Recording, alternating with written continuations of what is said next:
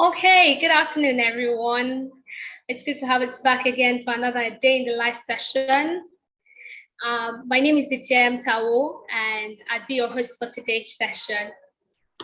All right, so let's get down to it. We're a little bit behind schedule, so I'm just going to go ahead and invite our guests for today. So for those who are watching us live, this is a day in the life of a cloud security engineer. So like my culture is, I just want to ask one or two people what they think a cloud security engineer does. So you can just quickly go to the chat box, put that out there before I go on to read our guest's bio.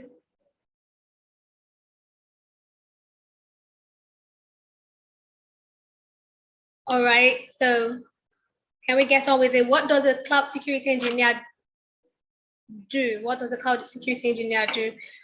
While we're dropping those answers there really quickly, so I'm just going to go ahead and read our guest's bio. I expect that we'll have at least one or two answers. No one should go mute on me. All right, so our guest for today is an IT professional. She has over 9 years experience in technology across different sectors and countries. She's actively adding her voice to the evangelism of women in STEM, and she's also certified across different solutions, CEH, COBIT, ISO 27001, lead implementer, and Microsoft specialist. She goes by the name Joy Ibiabuchi Emedom. I just hope I got the pronunciation right. And she'll be joining us today. Please give a warm welcome and just, give her a round of applause as she joins us live. Hello, Ma. It's good to see you. Okay. Oh, hi, guys. Can you hear me now? Yes, I can. Yes, I can. We can hear you. Okay, it's good to see everyone. Good to see you. You can see all of the love going on in the chat box. So, by the way, I love your hair. I love your hairstyle. Oh, it's really lovely, chic. All right, so I'm just going to read one of two things that people have said in the chat box about a cloud security engineer. Someone says the build and maintain cloud-based systems and networks. Someone said so she's already claiming to be a cloud security, and that's nice. You're specifying it. So she said to do the same thing, and a lot of people were speaking about the serverless. We're working towards ensuring there's a serverless system going on. So yeah, I think that's pretty much the bulk of it. I can't go on and read everybody's comments, but one thing is certain: after this conversation with Mrs. Joy, if I got that right, we will be doing a lot more about a cloud security engineer. So, okay, so I'm just going to go on and again, before I start any session, I like to ask that our speaker for the day, our guest for the day, tells us one interesting non-cybersecurity thing about themselves. So, if you don't mind, you can just go on. Okay, I don't know whether filter jumped up on my face. I'm trying to get it out. I'm trying to get it off. I'm just going to wait till you resolve that. I'm trying to get it off. Okay. All right, it's been resolved. Okay, so one very fun thing about yourself that's not cybersecurity related. I like football. I'm a Chelsea fan. Ooh, okay, that's interesting. And don't come after me for those who are preparing to say one so that we stay focused. I'm not a football fan, so that's fine. I wouldn't come after you. I'm not a football fan, so I don't even have a club I support. I just casually watch when there's a match, and I'm there. Okay, so I'm just going to head right into it since we're a bit behind schedule. You've had quite an interesting journey, and a lot of people here are interested in knowing what a journey looked like from start to where you currently are, because obviously that journey is not over. We want to hear a bit about, what you studied in school, the certifications you had to take, it was an easy transition, if you had to transition, just basically, it was started from the bottom, and now we're here story. We just want to hear all about your career in cybersecurity so far. Okay, so there's a lot of words and nomenclature flying around in in the security space in the world of today. And sometimes when people come to me, I'm like, please, oh, this una big name is it's too much, For me, I got into computer just like in the typewriter. I'm not that old, but it started from fascinating over the typewriter. And then back then, when your parents say go and become computer literate, it was go to one computer school in one funny corner by the roadside and learning how to do Excel, Word, PowerPoint. And that's where it all started from. So when I see all these big names that are coming out now with technology, I'm like, okay. Sometimes I feel like that's why it looks overwhelming, because there's too many nomenclature, cyber security, IT security, and it can be confusing. So when people say, where do they want to start? I say, start from where you are. You can open your laptop. That is it. Don't allow the big names confusing. So for me, it started all the way back when, I was one of those who struggled with chemistry back then in school. And, so I wouldn't call myself the bright student back then in school, but I just knew that I would read and pass and then go on. But my parents, precisely my father, wanted me to do a particular course, and that marine engineering required chemistry. And for some weird reasons, I would always get an F9 in chemistry, no matter how hard I tried. So it wasn't my thing. And I just found that especially when I struggled with maths or physics, I could do those ones, but chemistry, no. So my father insisted, and so I missed out of 5 years writing JAMB repeatedly because he wanted me to do just one course that required chemistry. Yes, I can see the looks on your face. And so while I was waiting, then I did the normal, what you call computer appreciation. I went to computer school, and then I began to get in love with computer. My dad, as a businessman, then had typewriter before computers came. So I was already involved. Now, my elder cousin then had gone to the university to study computer science. Didn't know what was that word. But by the time she finished, she was working in a cyber cafe. Now, as a young girl who my father, as far as he was concerned, I was not passing my exam. So I couldn't have some kind of entitlement. The only place he would allow me go is if I said I was going to my sister's office to say hi to her. And that was a cyber cafe. So when I go to say hi, of course she's working. So she would give me time, and I would sit down and I would browse for 3-4 hours. And so I became fascinated with the world of the internet. And I knew that this was something big. And I said, so in a nutshell, that's where it started for me. And then I just knew that I wanted to do something different. And then I went to my mom one day and I said, Mommy, you have to plan cool with me. I know you love your husband. You'll never do anything.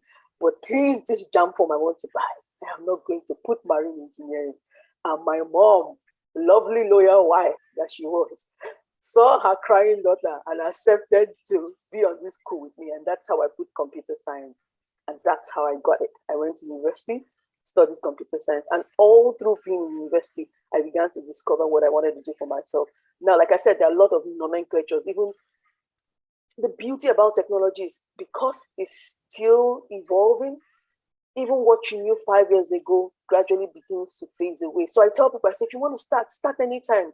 Don't worry about those of us who look like we've been there. I meet people who have done technology extra 10 years to what I've done. And when they see me, they're like, oh, wow. So it's the same thing. Because it's technology, it will keep evolving. So anytime you start, it's new, it's fresh wine, it's interesting. So don't feel intimidated, don't feel anyhow. So for me, I just got into it, started it. And for every step of the way, I have been finding myself and defining my path, And so that's how we started. Normal Microsoft Word, Excel, and I graduated from school, came out, and then landed my first job, of course, which was not in technology, but because I knew where I was going. So that's another way. Sometimes you don't even have to find yourself in technology.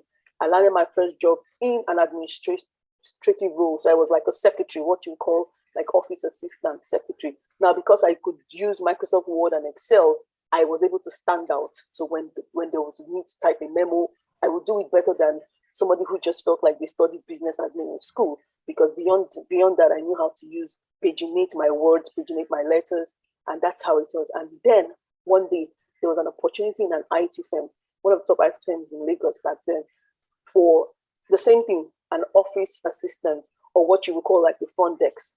And because it was an IT firm, I knew this was it. So I applied. Now I had work experience in admin, so that stood me out. And then I knew how to use the computer. But where I was going to was a technical team, but that was the role available, and I applied. Now, during the conversation with the HR lady always repeats to me, she's my very good friend, Ronke Ned, and she was saying, Joy, I heard you that day talk about what you wanted to be. And according to her, one of the things I said was that I really wanted to do technology, but the world of today is what you have that you start. I don't want to sit at home and say, if while doing my front desk, if I see the opportunity, I would want to move career. And that was it. 3 months into that role, people began to resign in the technical team, and then they put up roles. And guess what? Front desk, I was the one receiving all the CVs. And people were working. I saw an application and I would take their CV and prepare an Excel sheet and send to the HR and say, 10 people came for this role. And then one day she called me on the desk and I said, Joy, are you okay? I said, I'm very well, ma. How are you? She said, yes, I wanted to know if everything is okay. I said, fine. And she said, okay, you keep sending me people who have applied and you don't think you should apply. I'm like, she said, and that was it. I applied, and that's how I moved from front desk, secretary, whatever you call it, into infrastructure in an IT firm. And that's how my hands-on journey started. Wow, that's an interesting journey from handling front desk and admin to IT. That's really interesting. Wow, okay. I guess I'm not the only one wowed by that, Ferry. And I think the key thing back is start from where you are and just keep your eyes open for opportunities to advance your career while at it, but just start from where you are. That's really interesting. Okay, so a couple of people were talking about cloud security in the chat box. I'm sure you saw a lot of the comments. And I just want to know from the point of an expert, I know you do not like nomenclature, but you are an expert in the field. Who is a cloud security professional and what does the role entail? Like I said, nomenclature, so the concept of cloud, where did it come out from? Cloud started, because I told people, I said the world, as long as internet started, we had already started practicing cloud. It was, as long as internet, because internet does not sit in your living room, internet sits somewhere. And your ISP provider is not even the generator of the internet that he's giving you. So long story, not to even confuse people and give it. But I'm like, if you want to think it deep, cloud had already existed once internet came into being. Because the concept of cloud is creating a space, a virtual space that you don't exist. So, however, organizations began to transit into public cloud in recent times. So lots of organizations built their own private cloud. And what's private cloud? Because imagine you're sitting in an office, right? And you're at your desk, and then you need to call up, let's use the basic application, HR application, to book your leave. It wasn't sitting on your local system. You needed to call up either a browser or a client on your system to call up a server end, and then you will see the HR application. So what you were doing was you were consuming a cloud service. Now, at that point, it's either your organization had a private cloud or a public cloud. So the concept of cloud, you need to understand it. So when you now understand that the concept of cloud is about where this service that is being given to you is hosting, that's what brought about cloud. So because people began to move away from being the owners of their own data center, or began to move away from consuming applications that they hosted, they transitioned into colocation, and then from colocation, they moved into public cloud. So that you have the likes of Google, Microsoft, AWS, different cloud services that provide applications for you to consume. And when you consume it, you're consuming a cloud service, right? Even the Zoom we're using to have this meeting is a cloud service. It's a cloud SaaS solution that we're consuming. You don't know where this server is. You don't know where it's being hosted, but you're consuming their service. So when you say you're now a cloud security professional, what you're doing is saying that on this cloud service, I want to pay attention to security on it. And security is another big word also. Security could be identity. Security could be data. Security could be compliance. It could be monitoring. It could be governance, it could be operations. So whatever that security space is, or security, what's the word to use? Whatever that security pinpoint is that you wanted to do, you're saying that I'm doing it on the cloud infrastructure.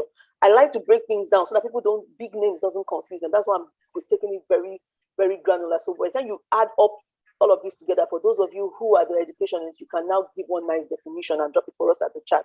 But if you ask me to define cloud security professional to anybody, this is how we'll start, by saying that place where you're hosting a service that is going to be consumed by people, and you put that service together in a container, and probably you're not even the owner of the infrastructure. That service you want to secure and ensure that that service is safe, secure, based on certain guidelines and standards. And so you who is doing that thing is now a cloud security professional.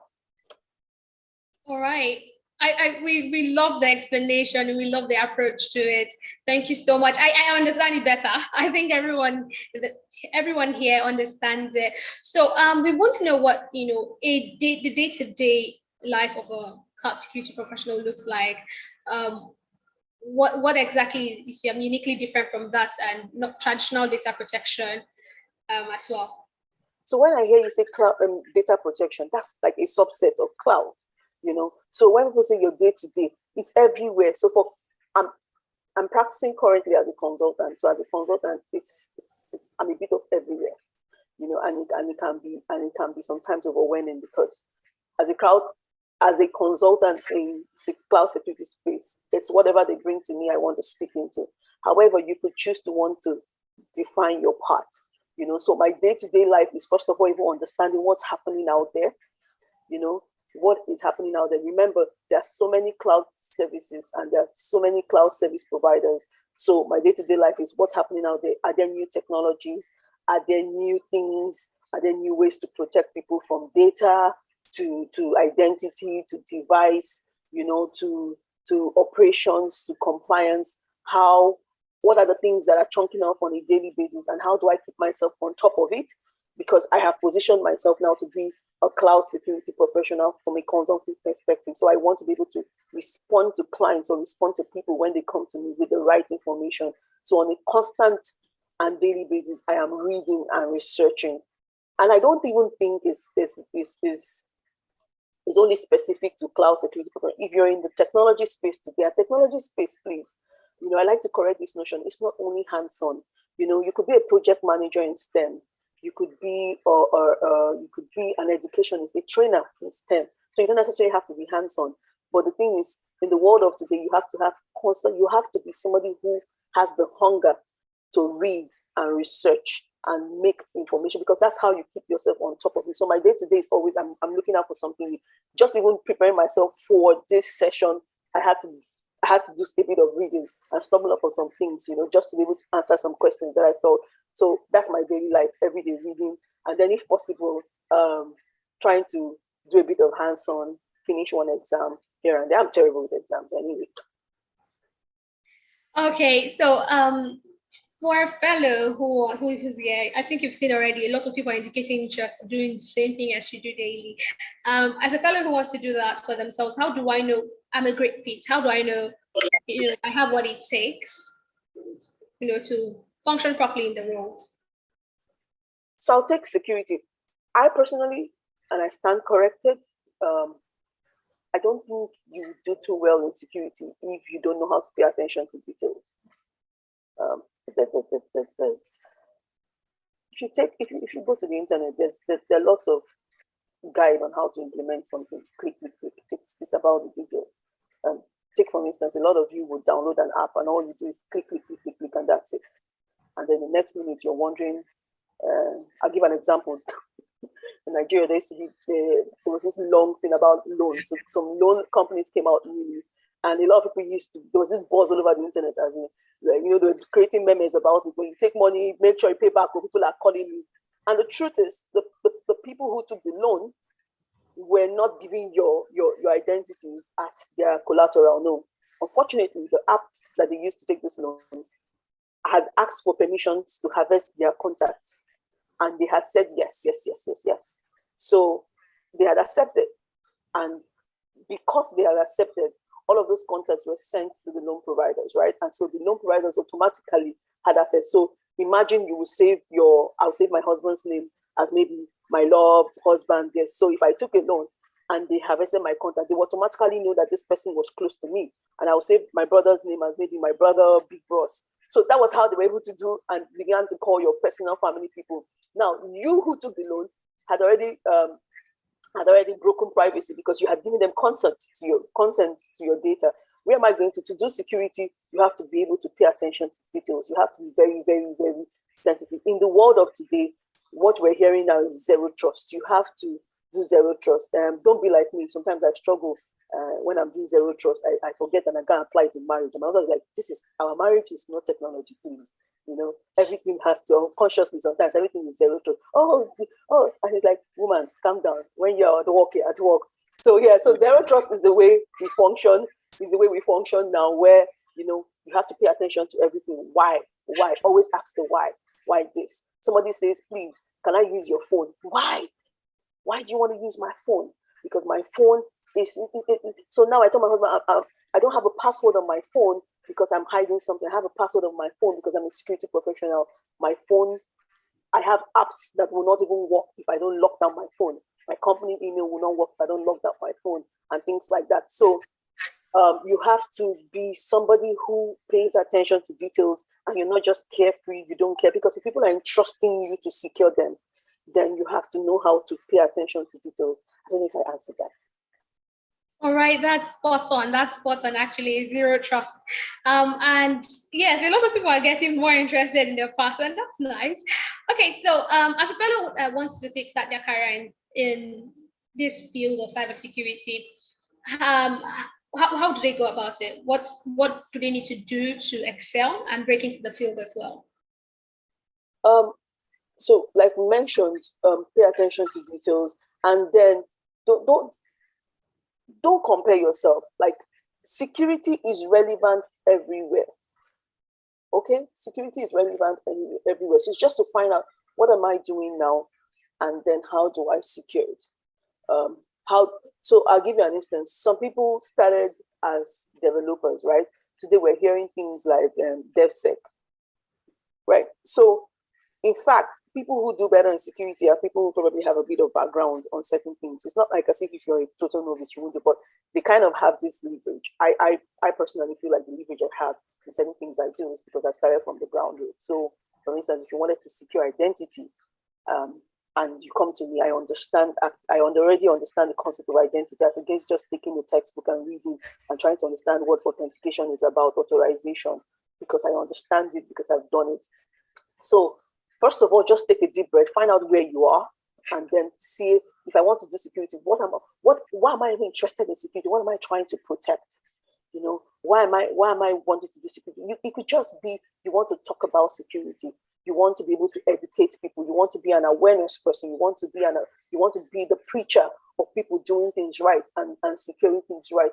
Guess what? You'll be very relevant in any organization when they're trying to do ISO 27001, because then you'll be a voice and a stakeholder. You'll be one of those who will be preaching awareness, which is a very important part of security. Because at the end of the day, there's no breach that does not happen without an individual compromise. No matter what, breach don't happen. They're not spiritual. They happen as a function of somebody, a loose end. And that loose end happened because that person was not knowledgeable or not aware. So it could just be that that's what you want to do. So guess what? You go and soak yourself in the whole controls around ISO 27001, and you become a champion there. And that's security. You could be someone who develops, and over the years, what you have always found is that when people develop and code, we're always having bugs and issues. And then you could be like, because I know how to pay attention to details, I want to be able to carry along, people in the community of developers to understand, the security impact and things. So you now take a step ahead of all of them and begin to read on how to do secure coding, on how to secure applications, how to secure identities. And so that's what you bring into the play. Even as a business analyst, it's the same thing. When you're doing BRD and getting business requirement documents, you want to, when the user end, when they're telling their story and say, oh, we want people to download our application. In fact, once they click A, they can fly. You are now going to be, because you have security there and you're taking that BRD, putting it together, you're going to be like, okay, guys, calm down. When people fly, we want to be able to see where they can land softly. And so what are the security measures we're going to put in place so that's what you bring to the table. So irrespective of whatever it is that you want to do, you can put security there. So just find out, say to yourself, I want to do security, then say, what is my attraction? What attracts me? And then you can now be able to tilt yourself to that place. You could be a project manager, and then you want to build security around there. So when you're managing projects, you want to begin to look at data protection, you want to look at policies. Okay, so I'm putting everybody together. When we're sharing information, sharing data, where are we sharing it to? Who are we sending it to? Who is having access to it? How many people have access to this information? Because those things can impact the timelines and delivery of projects. Okay, so before I go on to ask the rest of the questions in the chat, that I have laid out for you, a couple of people want to know, they want to venture into cloud security, but they do not want to code. Do they need to know how to code to venture into cloud security? If it makes you feel happy, I don't know how to code. All right. I'm sure that makes them feel happy. It's like, okay, I can actually do this too. Yeah, I don't know how to code. However, automation is very important, and automation helps move things faster. So what do? I leverage on people. One man is not, I don't like to be, I don't want to know everything. That's me. I don't have to know everything. So I know people who are good in PowerShell, who are good in this. I leverage on them.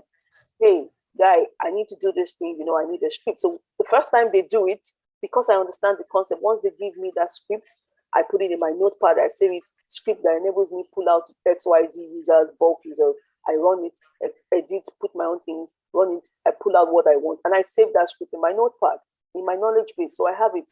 So guess what? I'm going to need another tax tomorrow, and I just pull out that script and I just do ba ba ba. And then the next is one's like, oh, joy, you sabi. I'm like, oh yeah, I know, but I just save. So the problem is, yeah, I don't have to know how to code. I just understand the terminologies, understand the command lines, and then I leverage on people who this is their skill set, and then I take it from them so that I can automate. So that I don't spend all my hours trying to filter things on my own. I leverage on them. I remember when I had to learn VLOOKUP and all that. I have friends who are very good in Excel. Get them on the screen and say, hey, I have 3-4 data I need to compare and bring together. They come to why they're doing it, I'm looking. By the time they're done, I take all the commands, put in my notepad and say, this is VLOOKUP to compare 2 sheets. This is VLOOKUP to collate this. This is if that statement. And I put it, the next time I need to do that, I just copy and paste. And I'm able to do my work with automation without necessarily being a developer. Okay, so we also want to know, thank you for that. We also want to know, as a cloud security professional, what are the other InfoSec roles we can pivot our career to after some years? So since we're talking cloud security and, just to help people, like I said, I don't like the big English. Let me help people. One of the ways you can start is ask yourself, who are the cloud security providers? Start from there. Today, the top 3 are Google, AWS, and Microsoft. I can bet you that the job opportunities in these 3 spaces is mind-blowing. It's mind-blowing. If you are committed in the next 3 to 6 months and you are a fresher, you can become relevant if you decide on one of them to say, I want to take each one and then carve a niche for myself. So that's another way to start. Like I said, don't go all over the place. Don't make people like us who come and I do technology, now make people be feeling somehow. No.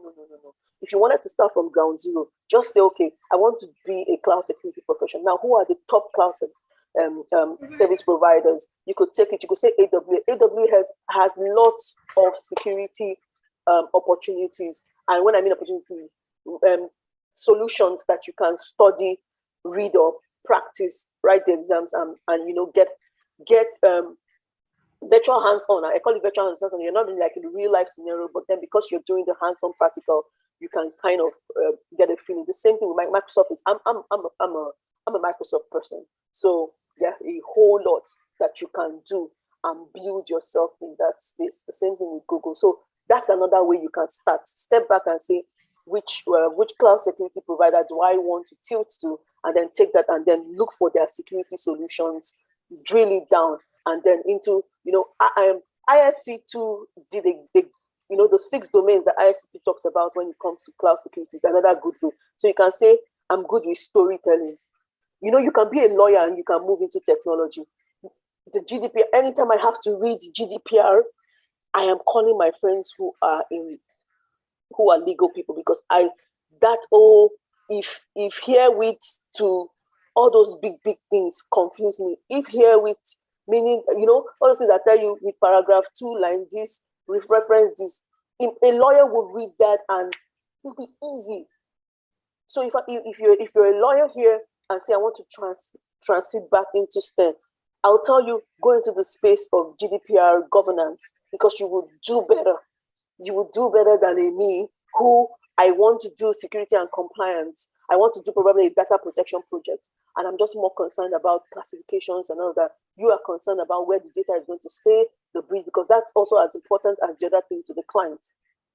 Okay, so the safest place to start is take a cloud provider and say, okay, I'm going to be an AWS specialist, I'm going to be a Microsoft specialist, I'm going to be a Google security specialist, and then build from there. And then there are also what we call non-vendor specific, you know. But the truth is, those non-vendor specific, you know, are just going to speak generally. But if you wanted to tie yourself to jobs, like say, okay, I want to get a job. Some organizations will want to know, do you have experience with Microsoft, or do you have experience with AWS, or do you have, you know, for those of us who are full-blown into consulting, sometimes it's not totally relevant, because we've removed ourselves and say, okay, we're consulting in this place, except where, like I said, I'm all for Microsoft. So I speak into the Microsoft space, and then of course can play around with AWS and Google.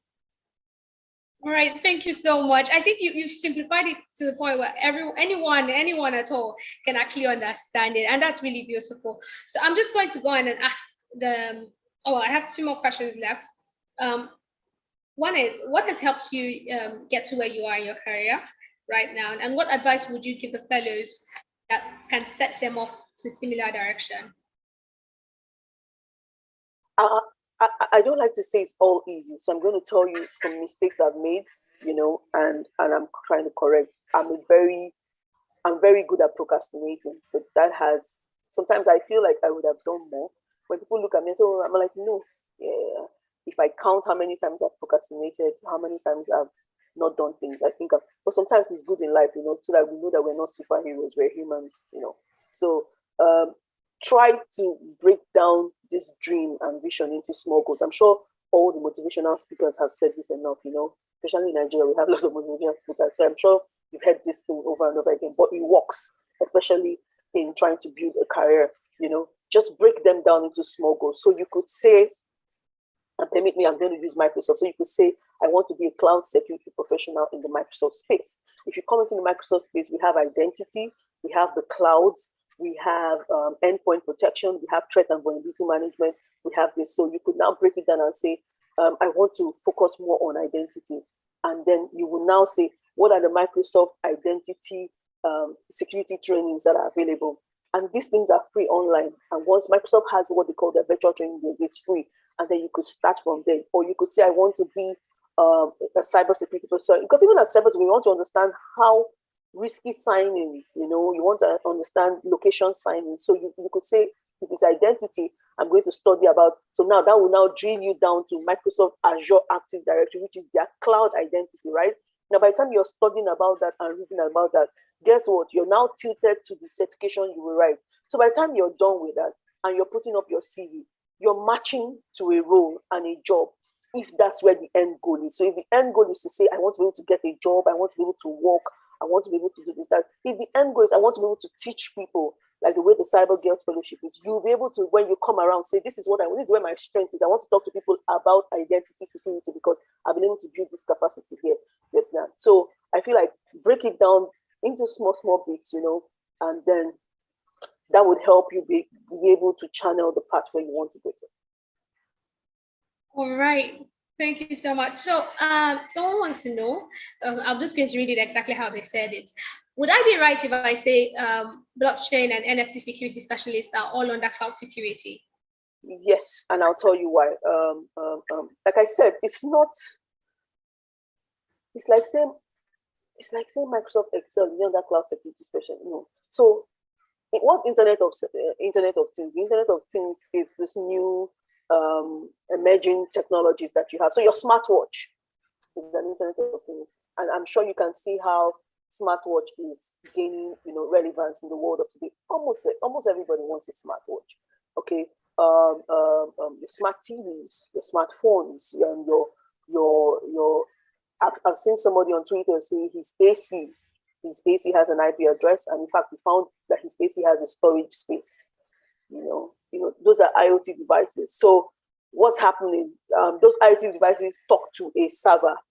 Now, remember the definition when I gave you about cloud security professional. I said I like to take it down bit by bit. So all of these things talk to a server somewhere, and they're talking via the internet, right? So what do you want to do? You want to find secure ways, because, for instance, what are you trying to do as a security professional? You want to protect. If you have IoT devices in your house and there's no security, it means that if I wanted to compromise you, I could use your IoT devices. So if I came near your environment and I did a scan and I saw all the service providers network on that environment, and then probably yours is not even WPA secured, and I'm able to come into your network, I'll look for IP addresses. And then if you have your fridge, that is an IoT device that is not properly secured, okay, and exists with a vulnerability there, from that your fridge, I can get into your network. And from that your network, I can get into that your laptop. Because I'm on the same LAN with you. I can scan. So are you seeing, I'm breaking it down now. Like I said, I don't want to confuse people who this is new for them. But if you want to look at penetration, hacking, that's how it starts. It's exploiting a vulnerability that exists. So IoT, yes, they're all cloud solutions. So definitely there's cloud security. So you could say that's what you want to do. So for instance, Microsoft has what they call Microsoft Defender for IoT.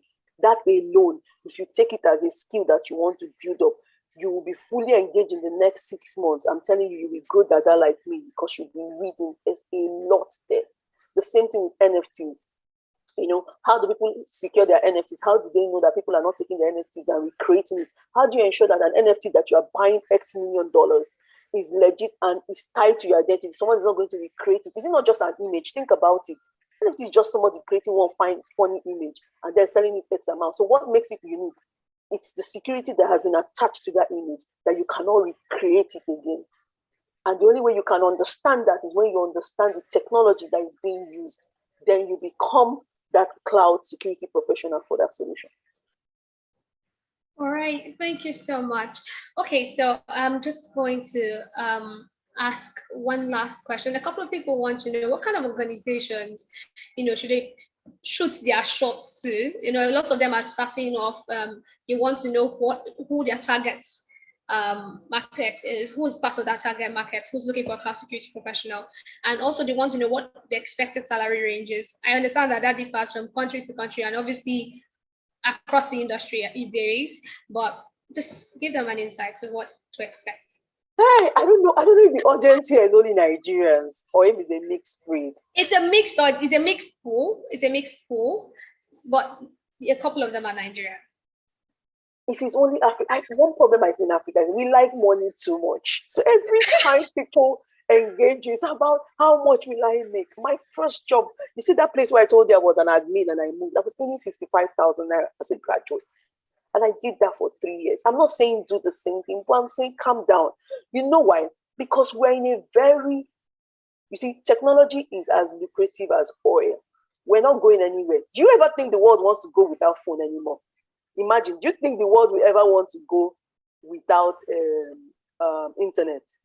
No, take a deep breath. But guess what? Are people not doing electric cars now? So it means that we can choose to not want to go with fuel. I don't know if you're getting. In fact, the guys who are pushing green earth and the whole of the rest are trying to tell us how fuel is our problem. I don't know. I'm not trying to tell you, we might never get there where there'll be no need for fuel, but just for you to understand that something can shift. But think about it. The reason why an electric car can be an electric car is because of technology. The reason why Tesla will be Tesla is because of technology. So what I'm saying is that we are like the next oil block. Like this is the next thing. So first of all, just tell yourself that I'm in a very lucrative field. I might not be counting the dollars. I'm 30. Oh, I was like, okay, I'll say my age. I'm 38 years, but I've never driven a car. I'm just trying to say, because it was never my priority. It was never but have I made enough money to buy cars? Yes. Because it was, so I'm saying that sometimes try to understand what is your priority. It's not about the money. It's about that I want to be able to, by the time I'm done with this profession, when people are calling me about it, they will know I'm sound. So at the end of the day, they will be paying me what's worth it because I don't have to overforce it. So firstly, build on yourself. This field, if you're asking me the value, yes, it's very lucrative. There are people who earn over ₦1 million just consulting, while there are people who earn ₦1 million as monthly salary. Are you seeing the difference? It's about what you want. So the person who is consulting might not even necessarily know as much as the person who is sitting down in the office. It's about priority. The person who is sitting down in the office might be taking that job because it's convenient with his timing. The person who is consulting is convenient timing. But I'm saying that it varies. There are people who earn more doing something else in a different way. So firstly, to answer all of those asking for me to peg an amount, no, I'm not going to peg an amount because it varies both locations, company-wise and all of that. But you are in a lucrative industry. First of all, take that with you. Tell yourself you cannot be broke. You might be broke today, it's a matter of time. I can beat you. If you have done this work 5 years and you are broke, chat to me. There's something you're not doing right. Yes. Okay. So for those who want money pegging, that's the best I can do. Now, for those who are saying, how where do I start? Like I said, cloud security is big. So take a service provider and limit yourself there. That will help you start up, and then you can put perspective for you. All right. So I don't know if cloud security is very heavy on certifications, but if it is, what certifications would you advise someone who's entry level to take just to kickstart? I know you mentioned that picking a particular cloud service is important to know, so you just spearhead and move in a path and just makes it fast tracks your growth. But what certifications would you advise anyone here to start off with? Okay. I'm not good with exams too. Interestingly, I'm working with an organization that is very heavy on certification, so I'm forced to write them down. I'm not an exam person. I know carry first for school. I know like I just read, no, do my job. Okay, so I'm not heavy on exam. But remember, we are talked about what is that niche that you have, what's that thing that will set you apart, what's that thing. So sometimes the certifications help, right? Certifications help. We all know how some people pass these certifications, so that's why I'm not really even happy about it, because at the end of the day, some people are very good cram and pour. So when they have access to certain exam past questions, they can cram and pour. But when we sit down and we're having conversation with them, we just see that they're storytellers. They don't have content, So, and for me, that's even a big put off. So certifications are good when you have done the job and you're using the certification to top up yourself to say, and not only do I know this thing, you understand, I am being certified by this body because I know it. So that's why I said that what do you want to do for yourself? So certifications will help you. Another thing, certifications will help you where there's absence of experience. So because we live in a world that when they are doing, some of these HR people, they're just copy and paste, 5 years experience. You now be asking, when am I supposed to have gotten the 5 years experience? When did I finish school? When do I want to get the 5 years experience? So certification helps you cover the gap for experience. So if you're looking for how to word your CV, and that's why I said, if you're struggling, let me know, because sometimes it's how you guys have worded your CV that makes it look like as if you're struggling. The experience you got in certification can cover up for the experience that the job is looking for. So don't say because I've not actively worked in an organization for 5 years in security, then I don't have 5 years experience. I disagree with you. If you're in a supermarket today, if you've graduated and you haven't gotten any formal job and you're in your mommy's shop running her supermarket, but you're making sure that certain things don't spill and applying security laws around the things you do there, you have security experience. You take that, match it to a governance and compliance certification and put it on your CV and you have experience. It's how to word it. So that's why certification, because by the time you're taking a certification on governance, you'll be understanding when they say, oh, do not do this, do not do that. Oh, do this. So it will make sense to you. So you see that thing you're doing in your mom's local supermarket is actually compliance, it's actually governance, it's actually data protection.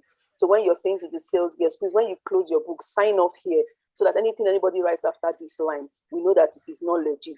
Why do you think they tell you to countersign your check? You understand? So that you cannot come and say it is the bank staff that changed your 1 million to 10 million. So anytime you do it, you countersign. So some of you apply those things in your local stores. You tell your mommy sales girl, when you close your book, your mommy tells her happy and sign here and draw a line. Anybody that makes any other sales, you put it here, right? That's data protection. That's compliance. That's it. In as little as that. So if you've been the one helping your mom in her store, balance her books, do that, we can get you to write certain certifications for certain providers, and you just understand the terminology, the way that cloud provider is doing it, and you have that experience, and you close that gap that the HR is looking for. All right, that's really interesting. I've learned so much. I think the key take back here is skills are transferable. You don't have to be clear cut and tailored in a certain way. It is transferable as long as it is security related.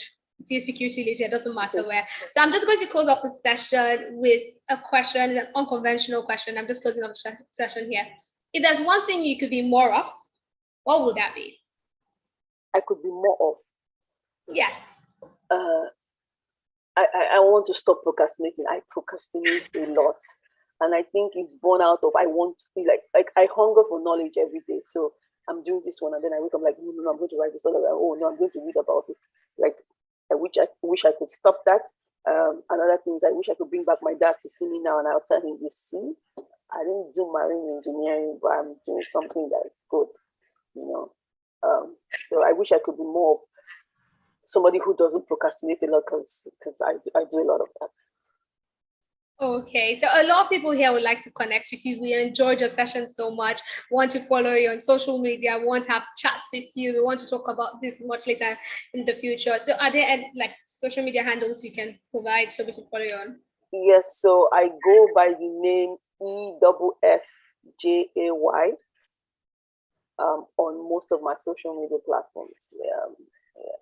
So that's my All right. So that's my. did I get that right? EFFJAY. JOY. Not JO, JAAY. Oh, FJ. Yes, FJ. All right. So I'm just going to drop that in the chat box for anyone who wants that. So Yeah, does that apply to also LinkedIn? LinkedIn as well? On Twitter is, pardon? Is that for LinkedIn as well? Okay, for LinkedIn, use my full name, Joy Ibabuchi Emedom. All right. Yes. Okay. But on Twitter is FJ, I think is a double A on Twitter. On Instagram is 1A. On Facebook is 1A. But on Twitter is my full name, Joy Ibabuchi Emedom. Okay, thank you so much, Ma. We'll actually be looking forward to having all our conversations with you. This was really insightful, interesting, and well, we have someone's hand raised up, just in fairness to the person. Say that again. We have someone's hands raised up. Oh, is that a mistake? Because often what we do is have that dropped in the chat box. So that may be an issue. Okay. Yes, that may be a mistake. Okay, so no trouble. Thank you so much, Ma. I look forward to having Cyber Girls Fellowship for the opportunity. I really, really love this, you know. And so for those who are, I like to talk about technology. So that's one thing. Anywhere I hear talk about technology, I jump in and I just talk. I can keep you all engaged for the next 3 hours, you know, where I'm trying. Yeah, so I like to talk, and that's one thing. So for me to be able to talk and make sense, I go to read and understand, and that's one thing. So if you're like talker like me, if you like to talk, if you like to keep people engaged, you could build your own skill set in technology, in cybersecurity that way. So if you bring any concept on cybersecurity or space, I will talk about it. So that could also be another niche for you, and you can say, I like to talk, and that's what I want to do. We really, really, really love the engagement. I'm a talkative as well, as I like to say. And yes, I it is beautiful. Okay, I look forward to having you on another session. We definitely will call you one time or the other to speak to us. Thank you so much. Do enjoy the rest of your day. Have a wonderful day. And if we couldn't take your questions, sorry, reach us out directly. Oh, right. Okay, I know we have a lot of questions. Some of them are unanswered. Like I always say, it's not possible to have all of our questions answered at once. But if there are any questions that are pending, when we get into this part full on, when this training starts, you have a trainer, you can ask more specific questions, more technical questions. And don't forget, Google is your friend. To be honest, most of those questions you're asking can just be simply Googled and you see the answers to those questions. But then again, there'll be other sessions in the future where we can ask more and more questions. But till I come your way again next time, my name remains DTM Tawo, and this was a day in the life of a cloud security engineer. Thank you for attending.